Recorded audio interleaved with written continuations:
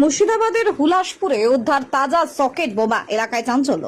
মুর্শিদাবাদ থানার অন্তর্গত ডাঙ্গাপাড়া অঞ্চলের হুলাসপুর গ্রামে এক বাগানের গাছের নিচ থেকে তাজা সকেট বোমা উদ্ধার হওয়ায় এলাকায় চাঞ্চল্যের সৃষ্টি হয়েছে। স্থানীয় সূত্রে জানা গেছে, বুধবার সকালে আম পাড়ার জন্য কয়েকজন শ্রমিক বাগানে গেলে গাছের নিচে একটি সন্দেহজনক বস্তু দেখতে পান। পরে সেটি একটি সকেট বোমা বলেই সন্দেহ হওয়ায় তারা পুলিশকে খবর দেন।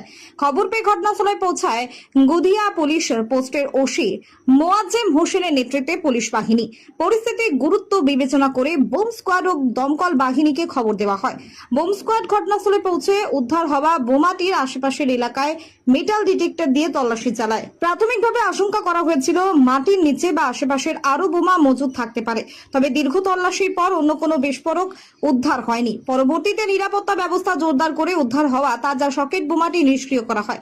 পুলিশ সূত্রে জানা গিয়েছে, কে বা কারা ওই বোমাটি সেখানে রেখে গিয়েছিল তা খতিয়ে দেখা হচ্ছে। ইতিমধ্যেই ঘটনা তদন্ত শুরু করেছে পুলিশ। না